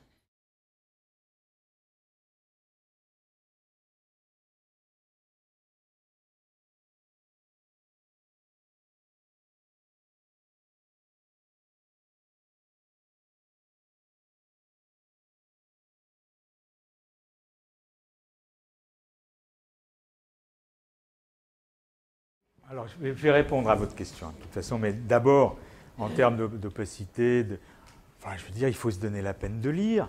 il faut aller sur Internet, au niveau de l'agence de l'autorité européenne. En plus, l'autorité organise des réunions publiques auxquelles les citoyens sont invités et les organisations représentatives sont invitées pour venir, avant qu'un avis soit donné, qu'une décision soit prise. Combien de fois nous avons mis, Jean-Michel, avec les OGM, c'est mieux que moi encore, que souvent des projets d'opinion sont placés sur Internet pour susciter des réactions, des critiques, et ensuite on en tient compte ou pas. Mais en tout cas, toutes ces observations qui résultent de la consultation publique sont étudiées en tout cas. Et puis, donc, ces réunions se multiplient au niveau de l'EFSA. Hein. Je trouve que c'est quand même un peu exagéré, quoi, hein, parce que tous les avis sont publiés. Il y a eu, dans le temps, une opacité indiscutable, il n'y a pas si longtemps d'ailleurs, parce qu'en France, sur les OGM, les avis de la HCGB n'étaient pas publiés, et on s'est battu pour qu'ils soient publiés. Si on remonte encore un peu plus loin, personnellement, je me suis battu avec le professeur Jeanret à l'époque, pour que les avis du Conseil d'hygiène soient publiés. Et on n'a jamais réussi. Le ministère de la Santé disait c'est le ministre qui décide si c'est publié ou pas publié. Là, je trouve que c'était, je répète, c'est aux politiques de prendre la décision, mais il y a quand même des limites en matière de transparence, justement. Donc là, bon, alors, des études indépendantes. Pourquoi j'ai insisté là-dessus? Parce qu'à ma connaissance, en France, il doit y avoir que 2 labos qui soient capables de respecter les bonnes pratiques de labo et de mettre en œuvre les techniques préconisées par l'OCDE. Donc doté d'une assurance qualité. Il y en a un à l'INRA, ça c'est sûr, et puis il y en a un autre, alors peut-être qu'il y en a 2, 3, hein, mais non, je ne crois pas, hein, je crois vraiment qu'il n'y en a que 2. Parce que c'est hyper contraignant, parce qu'il y a des inspections. Dans un labo, celui de l'INRA par exemple, il est inspecté par des inspecteurs de la Food and Drug Administration, de Health Canada, du ministère de la Santé japonais. Et donc il faut qu'on réponde à toutes les contraintes, et c'est extrêmement lourd. Et les labos privés n'ont pas les moyens, a priori. Mais j'ajouterais que pour ce qui me concerne, à chaque fois qu'on m'a dit « mais il faudrait que l'INRA achète un truc », j'ai refusé parce que le contenu de recherche est nul. C'est de la toxicologie réglementaire, ce n'est pas un institut de recherche, ce n'est pas une université, de mettre des moyens là-dedans. Donc c'est un boulot pour la répression des fraudes, pour les services vétérinaires, que sais-je, pour les administrations chargées du contrôle et de la sécurité au bout du compte aussi sanitaire. Mais ce n'est pas aux organismes de recherche. Tant que les pouvoirs publics ne voudront pas comprendre ça, eh ben, il ne se passera rien. Et en même temps, la toxicologie est de plus en plus ignorée. Alors, il n'y a plus que des vieux grognards comme nous, n'est-ce pas Jean-Michel, qui allons encore traîner dans des comités d'experts internationaux. Mais les jeunes, il n'y en a pas beaucoup. Enfin, il y en a des un petit peu plus jeunes que nous, mais enfin quand même, pas tellement, quoi. Et puis, en tout cas, des Français, parce qu'on va trouver des Néerlandais, des Anglais, des Américains, enfin bon. Mais bon, ici, chez nous, parce qu'en plus, il y a toutes ces critiques, quoi. Moi, je veux bien, moi, ça m'est égal, maintenant, j'ai vraiment la peau très épaisse, donc les critiques glissent très, très vite, mais c'est quand même rude, quoi. Il faut supporter ce climat qui se détériore de jour en jour. Donc les jeunes n'ont plus du tout envie non plus de s'embarquer là-dedans, quoi. Il vaut mieux faire des trucs très fondamentaux.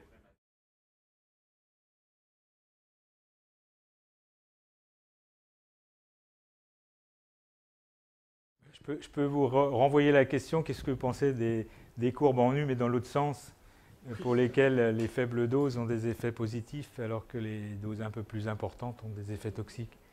Donc on a des doses dans tous les sens. Bah oui, il faut en tenir compte. Il faut essayer de comprendre les mécanismes. Il faut sans doute modifier les doses en allant vers les faibles doses. Mais il faut quand même faire attention des données qu'on obtient. Il faut être sûr de la signification des résultats obtenus. Parce que, bon, la détection des perturbateurs endocriniens, enfin, c'est un vieux souvenir quand même, ça remonte à quelques années, mais enfin pas tant que ça. Quand c'était sur des cellules de levure qui disposaient de 15% de leur poids en récepteurs hormonaux, je veux dire, bon ok, hein, mais on met n'importe quoi là-dessus et puis ça va réagir. Hein. Mais ça veut dire quoi? Donc il faut être sûr d'avoir les bons modèles. il faut être prudent dans ce sens-là comme dans l'autre. Et puis, il ne faut pas généraliser. Toutes les substances n'ont pas des courbes dose-réponse comme ça. Hein? Donc, ne généralisons pas. Et en matière d'additifs, il n'y en a quasiment pas, j'en connais aucune. En matière de contaminants, sur les perturbateurs endocriniens, on peut en trouver. Mais par exemple, il y a aussi le discours, tous les résidus de pesticides sont des tous les pesticides sont des perturbateurs endocriniens. Je dirais non, il faut être sérieux, c'est pas vrai. Il y en a quelques-uns qui le sont, mais pas tous. Bon. Puis dans les produits utilisés par exemple, l'agriculture biologique, je peux vous sortir des perturbateurs endocriniens, moi. Bon. Alors, il y en a partout. Il y en a beaucoup. Je ne sais pas. C'est vrai que ça pose une vraie question nouvelle aux toxicologues. Comme celle que je n'ai pas évoquée, mais je l'ai évoquée dans mon papier, des cocktails de résidus. C'est vrai que ça pose aussi. Alors dire qu'on n'a rien fait, là aussi je peux sortir comme ça de littérature, puis inviter les gens qui disent ça à le lire, parce qu'ils s'apercevront quand même qu'il y a eu beaucoup de choses de faites, mais c'est pas simple, c'est sûr que c'est pas simple. Mais a priori c'est pareil. Pourquoi est-ce qu'il y aurait synergie des effets toxiques et pas antagonisme? Bon. Ou rien du tout, ce qui est le cas le plus fréquent, puisqu'on a des voies métaboliques qui sont différentes, donc il n'y a pas de raison que ça interfère. Puis s'il y en a, on sait quand même, on connaît quand même pas mal de choses en matière de métabolisme. Donc, bon.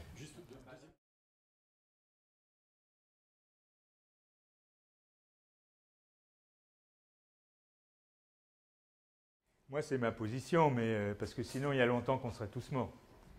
Hein, je ne voudrais pas me tromper, mais je crois qu'on est l'objet de entre 20 et 30 000 mutations par jour dans nos différentes cellules. Alors bon, il y a des cellules qui meurent, il y a l'apoptose, heureusement. Il y en a d'autres qui se réparent. Puis il y en a quelques-unes qui restent quiescentes, là, elles sont là. Elles sont mutées, mais puis en général, elles ne bougent pas. Mais de temps en temps, si elles ne bougent pas, c'est parce qu'il y a autour d'elles des cellules non mutées, normales, qui envoient des messages pour l'empêcher de se diviser. Puis à un moment donné, y compris sous l'influence d'aliments d'ailleurs, ou de constituants alimentaires, cette barrière va sauter, et puis la cellule, pouf, elle va partir. Alors, heureusement qu'elle ne part pas souvent, parce qu'il y en a plein, on en a plein. Donc heureusement que ce n'est pas seule la dose zéro et sans risque. Ce n'est pas vrai.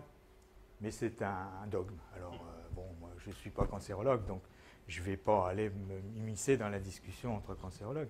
Mais j'y crois pas un instant.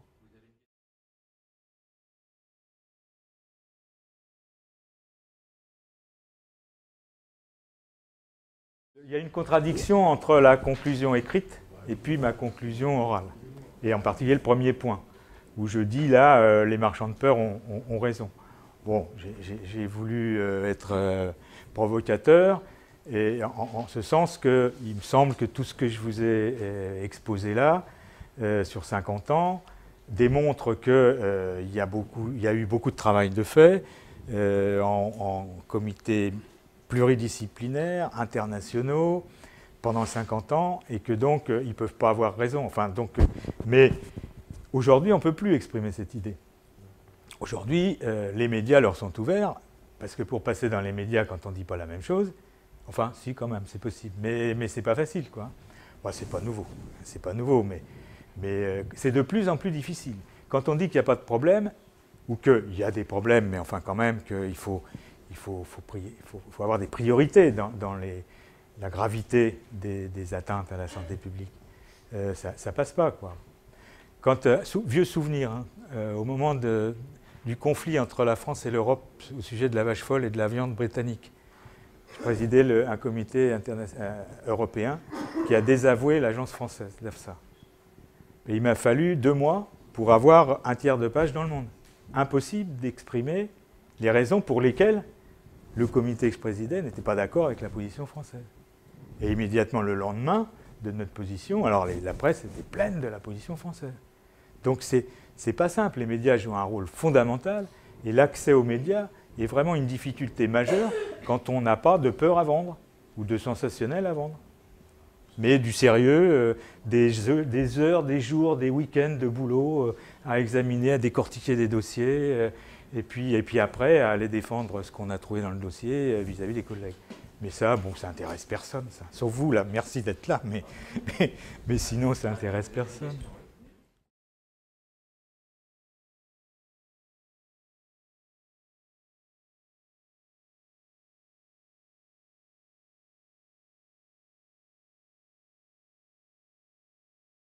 Oui, oui, il y a plein d'exemples. En radioactivité, oui, parce que c'est dans ce domaine que la première démonstration a été faite, mais il y a pas mal d'exemples de substances chimiques pour lesquelles ça marche.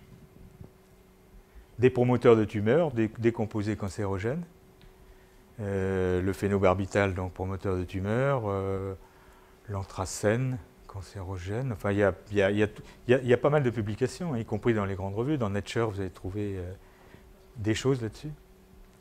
Mais on ne peut pas généraliser non plus. Il ne faut pas ni dans un sens ni dans l'autre.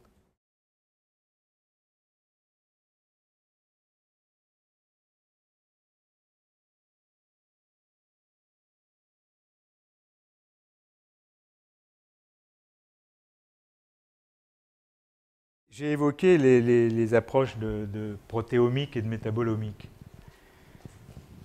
Alors je pense que ça va révolutionner l'approche toxicologique, surtout pour la mise en évidence des effets qu'on a du mal à mettre en évidence avec des méthodes qui sont quand même un peu brutales, quoi, hein, ce que j'ai évoqué. Mais quand on regarde le métabolome, alors le métabolome, c'est si on fait une prise d'urine et puis on analyse toutes les petites molécules qui sont là-dedans. Donc c'est le résultat de l'ensemble du métabolisme de l'organisme. Bon, à l'évidence, on trouve des différences, mais comment on va les interpréter? Donc il y a tout un boulot de collecte de données pour savoir ce qui est...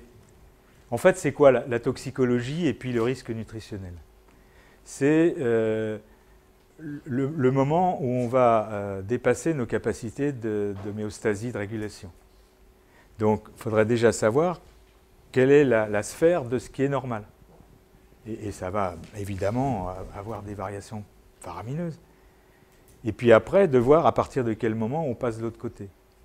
Mais ce n'est pas demain la veille qu'on va y arriver. Peut-être sur certains organes ou métabolismes, on va y arriver, mais ce n'est pas gagné. Par exemple, parce que ces techniques, elles sont hyper puissantes. Là, il y a 2 articles qui viennent de sortir concernant les OGM et concernant les modifications d'expression du génome résultant d'une transgénèse ou résultant de la sélection classique. Les modifications sont bien plus importantes résultant de la sélection classique. Enfin, sélection classique, qu'est-ce qu'on fait en sélection classique? On utilise des mutagènes, de l'irradiation, des trucs très très doux, mais ce n'est pas des OGM. Et les modifications sont aussi beaucoup plus importantes en fonction des paramètres environnementaux. Le climat, le sol, la région, la localisation, etc. Et on ne sait pas comment on interprète ça. Est-ce qu'il y a un produit qui est moins intéressant, moins sain que l'autre? C'est ce que je dois traiter demain à l'Académie d'agriculture. J'essaye de réfléchir, mais j'en sais rien. Je ne sais pas du tout. Et il y a un papier qui vient de sortir aussi, donc dans le même domaine, d'action européenne qui s'appelle Safe Foods, et où on démontre que si on prend 2 champs de pommes de terre, l'un où on cultive les pommes de terre, la même variété, côte à côte, selon l'agriculture biologique, et puis l'autre selon l'agriculture traditionnelle, il y a une différence. Et c'est clair qu'il y a une différence au niveau du métabolome de la patate. Qu'est-ce qu'on en déduit? Je ne sais pas. Et donc ça, c'est vraiment des méthodes d'une puissance extraordinaire. Mais est-ce qu'on va être capable, à terme, de les utiliser?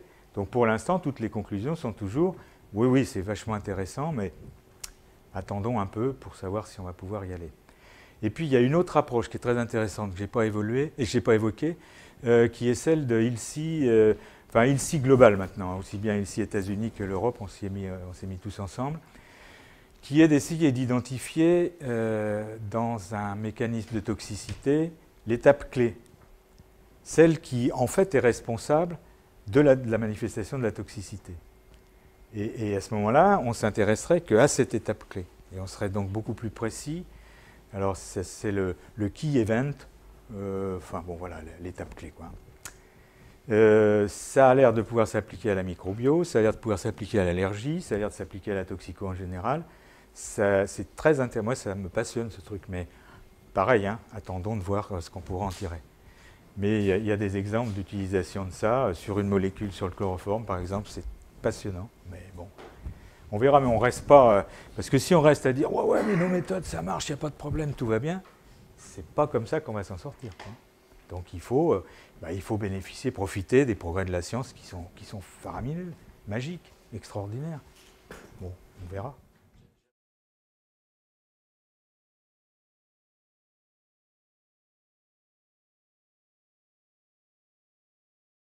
La réponse est oui, hein. Il y a des glycoalcaloïdes, saponine, chaconine qui sont des toxiques.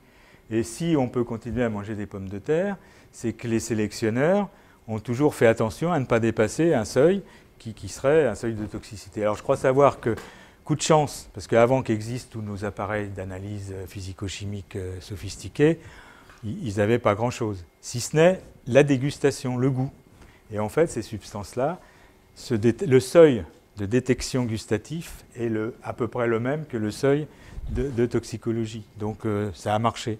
Et donc à chaque fois qu'on sélectionne des patates, on fait attention à ne pas augmenter, parce que ça peut arriver, augmenter les taux de ces toxiques naturellement présents. Mais il y a des toxiques dans tout, et y compris, on a organisé une séance à l'Académie d'agriculture au mois de décembre dernier, où une professeure de Montpellier, spécialiste du champignon, est venue nous démontrer que dans le cèpe de Bordeaux, dans les girolles, eh bien, il y avait des substances toxiques sans aucun doute, et qu'il y avait une limite aussi à ne pas dépasser en consommation. Ça va être le prix du cèpe de Bordeaux qui nous sauve. Ça dépend, parce que moi, de chez moi, quand je sors de chez moi et que c'est la saison, je marche dessus, donc non, mais si on dépasse le kilo, il y a des gens qui peuvent consommer 1 kilo de cèpe. Et là, il n'y a pas quand même de volonté des pouvoirs publics d'avertir que parce que dans ce qu'on entend, la nature, il n'y a pas de mieux, tout est naturel, tout est bien, de dire quand même, de ne dépasser pas certains seuils aussi quand même. Bon, je ne sais pas si c'est politiquement correct, hein. Moi, si je voulais me faire réélire, je ne dirais pas ça. Mais bon, peut-être. Hein. Ben, il faudrait, mais bon, ils sont débordés de partout. Et en fait, qu'est-ce qu'il faut faire? Il faut caresser les lecteurs dans le sens du poil, enfin le consommateur dans le sens du poil. Et comme le consommateur, il est hyper inquiet, il faut lui dire qu'il a raison d'être inquiet. Et donc, je le répète, référez-vous au baromètre de la santé publié par le ministère de la Santé, c'est pas moi qui l'ai fait. Je ne suis pas tellement inquiet. Moi, je l'ai relu ce matin parce que je me disais, j'ai dû quand même le lire mal. Ben non, bon, si, il y a toujours le tabac, l'alcool, et ça, bon. Puis après...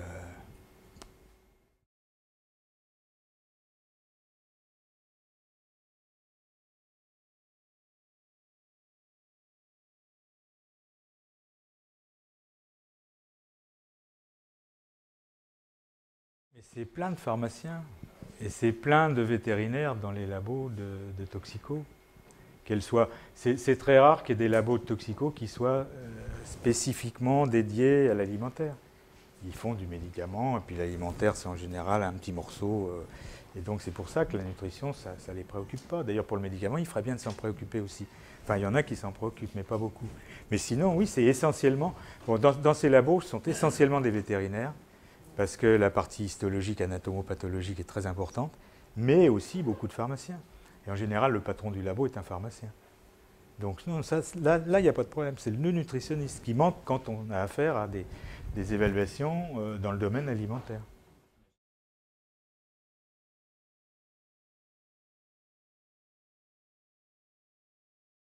C'est tout à fait l'actualité, quoi, hein. C'est la stevia d'un côté et puis l'aspartame de l'autre.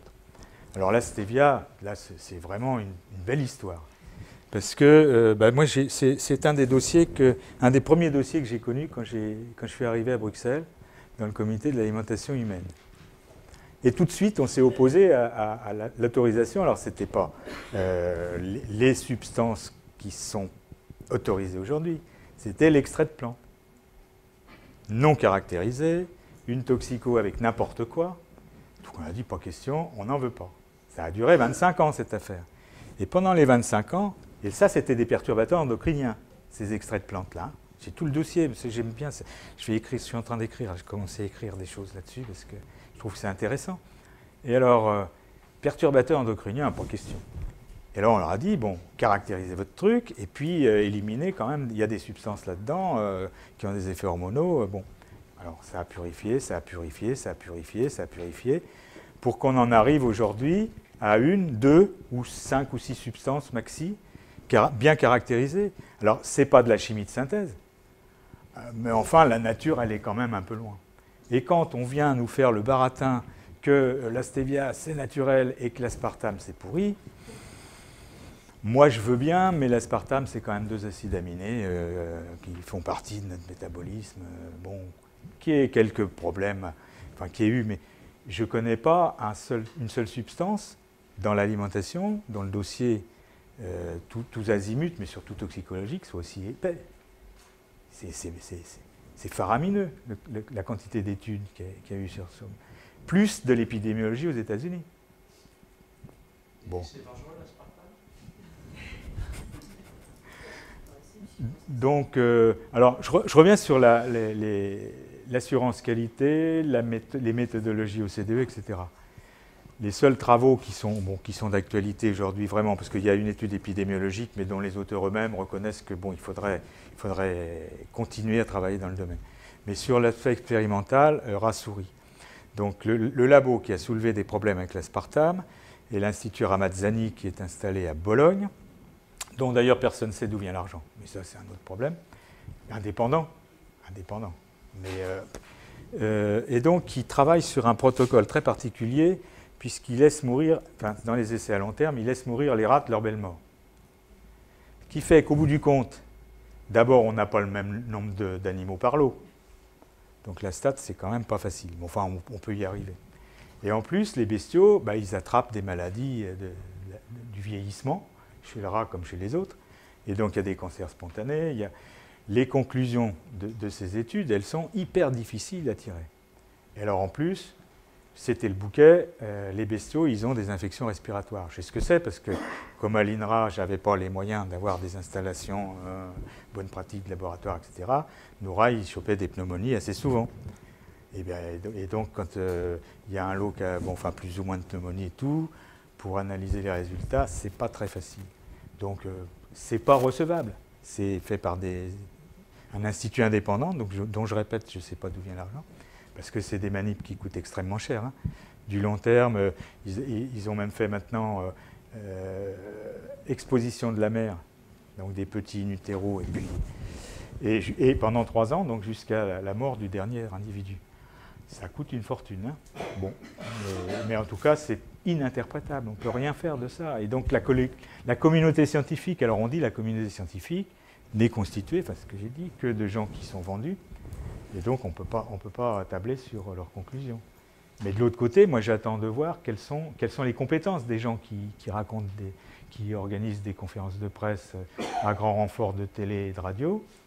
J'attends de voir leur dossier scientifique et leur expérience dans le domaine.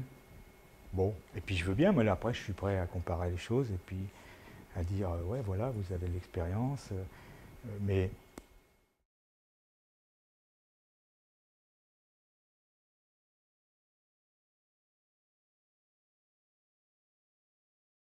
C'est très très difficile de répondre à la question. Mais bon, d'une certaine façon, en préparant mon topo pour demain, je me suis replongé dans la loi de 1905, donc de répression des fraudes, et dans les débats parlementaires qui ont précédé son adoption. Et j'ai trouvé là qu'à Paris, donc à la fin du XIXe siècle, c'est 20 000 enfants qui mouraient à cause de l'adultération du lait. 20 000 par an. C'était vraisemblablement 40 000 en France. Et aujourd'hui, j'ai regardé les statistiques de décès par toxi-infection collective. C'est 5 morts par an en France. Bon, moi je vais proposer de comparer ces deux données, quoi. Ça me paraît quand même intéressant. Et d'ailleurs, l'essentiel de ces problèmes, alors sans parler des morts, mais des foyers, étant dans les familles, à domicile. les intoxications les plus nombreuses résultent d'erreurs faites au domicile des gens, et pas de l'industrie ou des collectivités. Et ça, c'est public. Hein, ça. Le côté évoqué cancérigène du lait, tu fais un commentaire ou, j'étais venu pour parler de choses sérieuses, j'étais pas venu pour non, mais enfin, je veux dire, mais tout ça, il n'y a pas. On n'a pas de données de toute façon.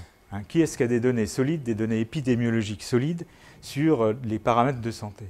C'est impossible. Bon, moi, il y a un sujet qui m'intéresse particulièrement à titre personnel, c'est la relation entre la consommation de viande rouge et le cancer du côlon, enfin rectocolique.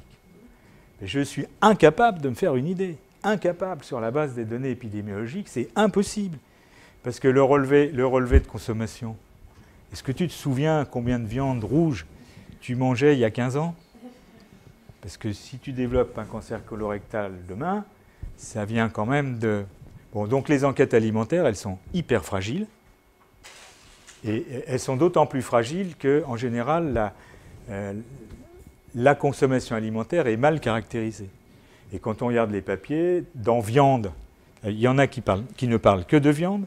Et dans viande, il y a les produits de viande, donc avec les nitrates, les nitrites qui peuvent avoir une influence. Il y a les charcuteries, il y a les viandes rouges, il y a les viandes blanches. Enfin bon, il y en a d'autres qui effectivement ne parlent que de viande rouge. Enfin, c'est impossible de tirer quelque conclusion que ce soit. Et pourtant, il y a des études, comme il y a sur la cohorte EPIC, qui concerne presque 500 000 personnes. Alors l'auteur, que je connais bien, qui est sérieuse, conclut que c'est significatif. Alors, il y a un effet de la viande rouge, le ratio, le risque relatif, il est de 1,17. Bon, déjà. Hein. Et ça dépend, c'est significatif si on ne prend pas en compte tous les facteurs de confusion, si on prend les principaux. Mais si on les prend tous, c'est plus significatif. Moi, je ne sais pas ce que je peux conclure de ça. Donc j'en conclus qu'on ne sait rien quant aux relations à long terme entre l'alimentation et la santé. Pratiquement rien. Bon, au moins dans le domaine du cancer, c'est impossible de conclure quoi que ce soit.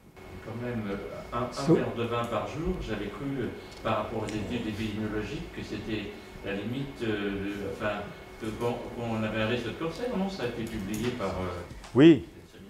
Ben oui, mais bon. Enfin, je ne vais pas te dire ce que j'en pense, mais en plus, ça n'a aucun sens, parce qu'on a une telle, je l'ai évoqué en toxicologie, on a une telle variabilité de réaction dans l'espèce humaine que généraliser n'a aucun sens. Celui qui va supporter... Si les Bretons n'avaient pas une bonne détoxification de l'alcool, il y a longtemps qu'il n'y aurait plus personne en Bretagne et dans le nord de la France. Bon, donc c'est bien qu'il y a eu une sélection naturelle ou une adaptation des populations.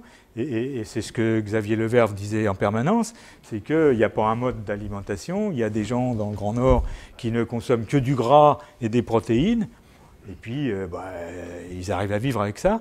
Puis il y en a d'autres au Japon ou ailleurs qui consomment très peu de gras. Et bon, heureusement, notre organisme est capable d'adaptation. Donc c'est difficile de généraliser, de conclure avec assurance que tel truc, c'est comme ça. Et moi, je me garderais bien. Alors c'est peut-être l'âge qui fait ça, mais quand même, oula.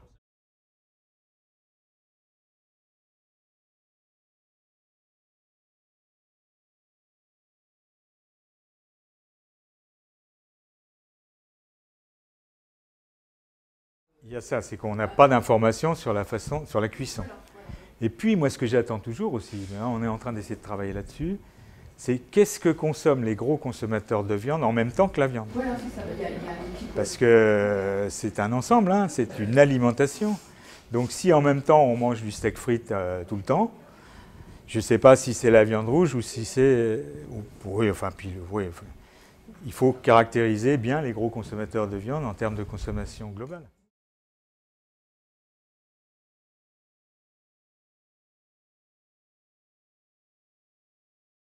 Heureusement pour moi, je ne fais pas partie des décideurs en matière de politique de santé publique. Parce que c'est une vraie question que vous posez là. Mais où est la liberté, enfin, où commence et où s'arrête la liberté du citoyen et du consommateur? Je pense qu'à partir du moment où il a toutes les informations nécessaires pour faire un choix responsable, il faut le laisser faire son choix. Parce que l'alimentation sur ordonnance, Claude Fischler est parti, c'est dommage, mais ça ne marche pas. Et ça n'a jamais marché, et ça ne marchera pas. Donc, bon, où est le juste milieu, l'équilibre? Il faut l'information, la transparence, mais il faut quand même nous laisser vivre, quoi. Hein. Et moi, je ne voudrais pas qu'on m'interdise de manger du chocolat, par exemple, parce qu'il est sucré et parce qu'il est gras. Je mange mon chocolat, puis j'en mange pas 2 tablettes par jour. Bon, enfin, alors, comme le vin rouge, eh ben, si on ne supporte pas le vin, on n'en boit pas du tout. Si on peut supporter 2 verres par jour, ben, on boit ces 2 verres par jour. Et puis, la physiologie de chacun, enfin, chacun ressent quand même la façon dont son organisme réagit aux choses et à l'alimentation. Il me semble.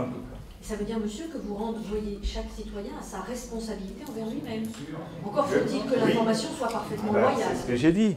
Il faut qu'il dispose de toute l'information nécessaire pour faire un choix responsable. Et donc, s'il n'a pas l'information, effectivement, ça ne colle pas mon système. Donc, il faut que l'information soit diffusée, mais qu'elle soit objective, impartiale, équilibrée.